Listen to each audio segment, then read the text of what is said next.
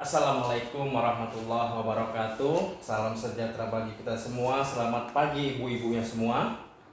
Baik, terima kasih ibu-ibunya yang telah mau hadir dalam pertemuan kita pada pagi hari ini. Ibu-ibu, seperti biasa, pertemuan kita membahas P2K2. Apa itu Bu P2K2 panjangannya? Bu Ani? Ya, benar sekali. P2K2 yaitu kepanjangannya Pertemuan Peningkatan Kemampuan Keluarga. Seperti yang sangat sering saya sampaikan kepada ibu-ibu semua, P2K2 ini banyak modul dan sesi-sesinya. Jadi pada kesempatan yang berbahagia ini, kita pertemuannya membahas mengenai modul pengasuhan dan pendidikan anak. Saya kira ini sangat penting ibu-ibu semua untuk ibu-ibu konsentrasi membahas apa yang saya sampaikan pada pagi hari ini, karena ini sangat berguna sekali bagi kehidupan kita berkeluarga. Adapun sesi yang pertama yaitu menjadi orang tua yang lebih baik.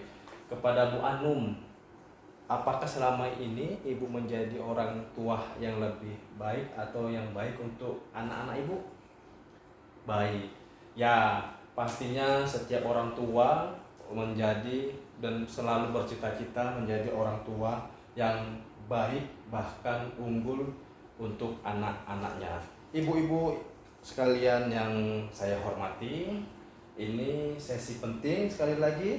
Mari sama-sama kita konsentrasi aktif dalam pertemuan P2K2 ini.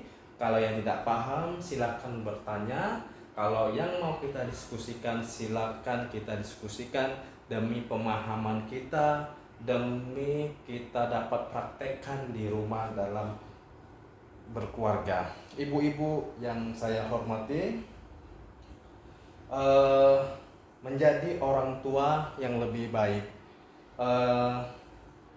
Orang tua adalah contoh bagi anak. Ya, pasti orang tua contoh untuk anaknya. Karena apa? Setiap perbuatan, setiap sikap, setiap perintah adalah dari orang tua mentransfer kepada anaknya. Jadi bagaimana kita menjadi contoh yang baik untuk anak-anak kita. Ibu-ibu sekalian, kalau kita memberi contoh kepada anak harus dengan yang baik dan benar, dan contoh itu kita laksanakan dalam kehidupan sehari-hari. Contoh yang beragama muslim menyuruh anaknya untuk sholat. Anakku, ini sudah maghrib, sholat maghrib, gitu ya. Perintah kita sebagai orang tua pada anak kita. Nah, dibarengi dengan kita sholat maghrib. Jangan sampai kita memerintah sholat maghrib, kita malah nonton TV. Nah, ini persepsi ini maka tidak baik untuk tumbuh kembang anak kita. Kalaulah kita memerintahkan kita dan kita mempraktekannya, maka itu kategori orang tua adalah contoh bagi anaknya yang baik. Tapi kalau sebaliknya, orang tua memberi perintah tapi contoh kebalikannya dari perintah tersebut, maka kita menjadi orang tua yang tidak baik. Bagaimana ibu-ibu? Bagaimana selama ini di keluarga ke anak? Apakah ibu memberi perintah sesuai dengan sikap dan contoh yang diberikan? Iya, bagus ya ibu. Jadi kalau ibu menyuruh anak untuk sholat, ya ibu sholat, jangan sampai nggak sholat. Nah itu dia. Kemudian ibu-ibu,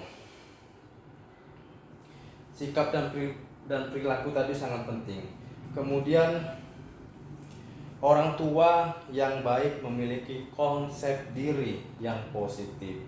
Ibu-ibu, sebelum kita menjadi orang tua, maka kan kita mempunyai konsep.